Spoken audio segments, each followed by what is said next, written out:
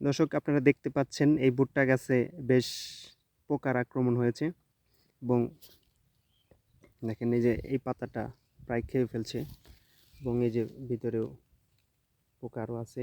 এছাড়াও ওই যে এই গাছটাতেও ধরছে, অর্থাৎ প্রায় গাছেই কিন্তু দু একটা পোকার আক্রমণ হয়েছে। তো এখনই যদি আমি বিষ প্রয়োগ না করি তাহলে কিন্তু এই আক্রমণটা অনেক বেশি হয়ে যায়। এটা আমার ভুট্টা চাষের জন্য ব্যাপক ক্ষতির সম্মুখীন হবে। তো আমি এই ক্ষতির থেকে এড়াতে আমি এই পোকা দমনের জন্য আমি আজকে বিষ প্রয়োগ করব। পোকা দমনের জন্য আমি এই যে এসিআই কোম্পানির এই বিষটা আমি প্রয়োগ করব। এটা হচ্ছে অ্যাসিমিক্স 55 ইসি, অ্যাসিমিক 55 ইসি। আমি বেশ কয়েকজন কৃষি কর্মকর্তার সাথে কথা বলেছি, তারা আমাকে এই পরামর্শটাই দিয়েছে এই ওষুধ প্রয়োগের জন্য। তো আমি তাদের পরামর্শ অনুযায়ী আমি এই ওষুধটা আমার ভুট্টা ক্ষেতে আমি প্রয়োগ করব।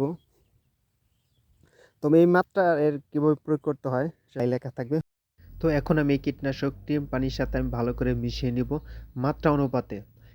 বোতলের গায়ে লেখা আছে কীভাবে কোন মাত্রায় প্রয়োগ করতে হবে, এবং যে দোকান থেকে আপনি ক্রয় করবেন সেই দোকানদারও কিন্তু আপনাকে বলে দিবে। তো সেই মাত্রা অনুপাতে এই 16 লিটার একটা ট্যাঙ্কিতে আমাকে বলা হয়েছে 2 মুখা বিষ দেওয়ার জন্য। তো আমি সেই অনুপাতেই আমি এই 16 লিটার পানির সাথে আমি 2 মুখা এই বিষ আমি ঢেলে নিলাম, এবং আমি এই বিষটি অবশ্যই আমি ভালো করে একটা কাঠি দিয়ে অথবা এই স্প্রে করার যে মেশিন আছে এটার যে একটা স্টিক আছে সেই স্টিক দিয়ে আমি ভালো করে ওষুধটা মিক্সড করে নিব।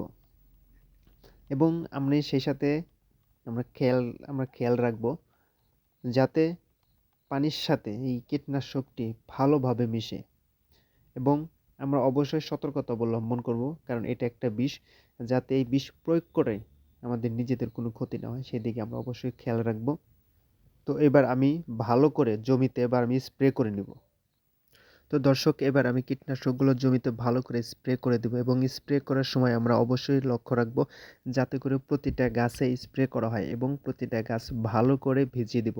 এবং বিশেষ করে যেই গাছটাতে পোকার আক্রমণ বেশি হয়েছে আমরা সেই গাছটাতেই বেশি ভালো করে স্প্রে করে দেব। তো আগের ভিডিওতে আমি দেখিয়েছিলাম কিভাবে কি সার প্রয়োগ করতে হয়, কি সার প্রয়োগ করলে ভুট্টার ফলন ভালো হয়, এবং কিভাবে বীজ বপন করতে হয় সেগুলো আমি আগের ভিডিওতে দেখেছিলাম। তো যারা দেখেননি তারা অবশ্যই দেখে আসবেন। তো এর পরবর্তীতে আমি এই ভুট্টায় আমি ঘাসের বিষ অর্থাৎ ঘাস দমনের অর্থাৎ আগাছা দমনের জন্য বিষ প্রয়োগ করব, এবং জমিতে সেচ দিব। আপনারা দেখতে পাচ্ছেন যে জমিটা বেশ শুকিয়ে গেছে এবং জমিতে বেশ আগাছা হয়েছে। তো পরবর্তী ভিডিও থাকবে কি